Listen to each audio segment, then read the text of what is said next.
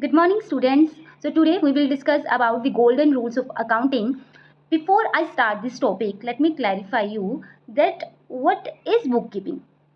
Firstly, बच्चे आप अपने गांव या फिर शहर में नॉर्मली कोई भी शॉप में जाकर देख लो, हर एक शॉपकीपर प्रॉपर रिकॉर्डिंग करके रखता है कि उसने किसको कितना पैसा देना है, उसका कितना सामान बिका है, ताकि वो at the end of the year proper profit निकाल पाए कि भाई मुझे कितना प्रॉफिट आ रहा है और कितना उधार है।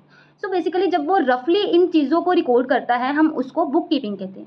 लेकिन जैसे जैसे हमारा बिजनेस एक्सपैंड होता है हमें अकाउंटिंग की एक्सपेंशन करनी पड़ती है, अकाउंटिंग को समझना पड़ता है। सो उसके बाद क्या है, बुक कीपिंग के बाद हम जर्नल को समझते हैं, जर्नल के बाद हम लेजर बनाते हैं हर एक अकाउंट का।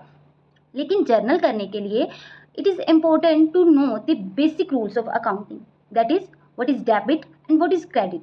किस आइटम को हम डेबिट करें और किस आइटम्स को हम क्रेडिट करें, इसके बारे में हम जर्नल में समझते हैं। और इसके लिए it is very important to know about the 3 golden rules of accounting, that is personal account, real account and nominal account. So personal account क्या कहता है, debit the receiver and credit the giver. हमेशा याद रखिए, आप इस तरह से भी याद कर सकते हैं, जो भी हमारे साथ अच्छी चीज़ होगी एज अ बिजनेसमैन, जब भी आप ट्रांजैक्शन को रिकॉर्ड करेंगे या फिर आपके एग्जाम में ट्रांजैक्शन आई, आप खुद को एज अ बिजनेसमैन मानेंगे और उस अकॉर्डिंग सोचेंगे कि अगर मुझे कैश आया तो क्या होगा और अगर मैंने कैश दिया तो क्या होगा। सो इसमें सिंपली जब भी डेबिट होगा आप इसको एज अ गुड टर्म में देखेंगे कि व्हाट इज़ डेबिट। डेबिट एक अच्छी चीज़ है। सो अच्छी चीज़ कैसे हुई, मुझे कैश रिसीव हुआ, आई एम द रिसीवर, सो ये अच्छी चीज़ है, दैट्स वाई इसको हम डेबिट करेंगे। ऑन द अदर हैंड अगर मैंने कैश दिया किसी को तो मेरे हाथ से तो कैश गया, सो मेरे लिए कुछ अच्छा नहीं है, इसलिए हम इस चीज़ को क्रेडिट करेंगे। Simply debit the receiver and credit the giver, ये बताता है हमारा पर्सनल अकाउंट। अभी ये पर्सनल अकाउंट 3 कैटेगरीज में डिवाइड है, that is first one is natural personal account. अभी नेचुरल पर्सनल अकाउंट वो अकाउंट है जो हम बेसिकली एक नेचुरल पर्सन को रिकॉग्नाइज करते हैं, मतलब वो गॉड के बनाए हुए पर्सन है।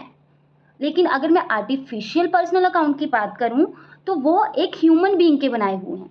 जैसे कि कोई कंपनी जो है वो एक ह्यूमन बीइंग बना रहा है, तो ये लोगों की नज़रों में एक आर्टिफिशियल पर्सन है दैट कंपनी। जैसे कि हमने बेसिक प्रिंसिपल्स ऑफ अकाउंटिंग पढ़ा है कि a company have a separate legal identity, it is consider as a artificial person. तो ये भी हम पर्सनल अकाउंट के कैटेगरी में ही डालेंगे। नेचुरल पर्सनल की अगर मैं बात करूँ then that is said as a Ram account, Sita account. Then third one is representative personal account. इसमें क्या है, जब नंबर ऑफ अकाउंट्स मैं एक साथ रिप्रेजेंट करूंगी then it is termed as a representative personal account. Suppose मैंने पर्सन ए को भी सैलरी देनी है, बी को भी देनी है, सी को भी देनी है और डी को भी देनी है। इनके अलग अलग एंट्रीज लिखने की जगह मैंने सिंपली लिख दिया सैलरी आउटस्टैंडिंग अकाउंट। सो इन सबको मैंने एक अकाउंट में रिप्रेजेंट कर दिया। सो ये क्या कहता है, हमारा रिप्रेजेंटेटिव पर्सनल अकाउंट। इसमें एग्जांपल दी गई है जैसे कि सैलरी जो हमने पे करनी है, जो मैंने ऑलरेडी बता दी।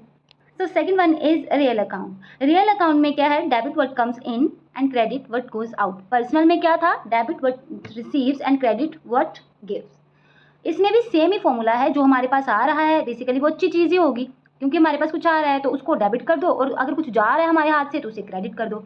तो इसमें हम कौन सी एंट्रीज को कंसीडर करते हैं, वेदर इट इज़ टेंजिबल और इनटेंजिबल एसेट, हम दोनों को ही इस अकाउंट में ट्रीट करेंगे। जैसे कि मैंने नई एसेट ली, नया फर्नीचर लिया, सो मेरे पास फर्नीचर आया, सो फर्नीचर अकाउंट क्या होगा, debit. On the other hand मैंने उसकी जगह कैश लिया तो कैश अकाउंट क्या हुआ, क्रेडिट। कैश मेरे हाथ से जा रहा है और फर्नीचर आ रहा है। Third one is nominal account. ये थोड़ा सा उल्टा है जो हमने पहले 2 अकाउंट करे। क्यों, क्योंकि बेसिकली हर अकाउंट में हमने पढ़ा कि डेबिट हम एक अच्छी चीज़ को डिनोट करते हैं कि हमारे पास जो आ रही है चीज़, जिससे हमें इनकम हो रही है, और क्रेडिट जो हमारे हाथ से जा रहा है। लेकिन नॉमिनल अकाउंट कहता है कि इसमें हम डेबिट करेंगे सारे के सारे एक्सपेंसेस को और क्रेडिट करेंगे सारी की सारी इनकम्स को।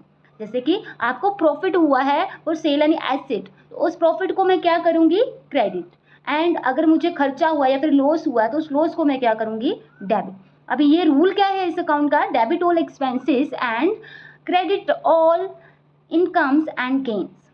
So these are the basic rules of accounting. I hope you all understand it because अगर आप अकाउंटिंग ट्रांजैक्शन जर्नल के बारे में जानना चाहते हो तो हर एक एंट्री इसी से ही डिराइव होगी। आप इसको जो है कंसिडर करके अपनी एंट्रीज को बना सकते हो।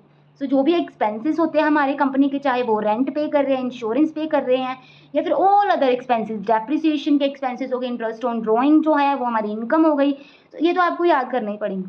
अगर एक बार आपको आइडिया हो गया ये एसेट होते हैं, ये एक्सपेंसेस होते हैं, तो आप इजीली इनको डेबिट और क्रेडिट कर सकते हो by learning about the basic of these 3 rules. So thank you. I hope you all understand this and have a nice day.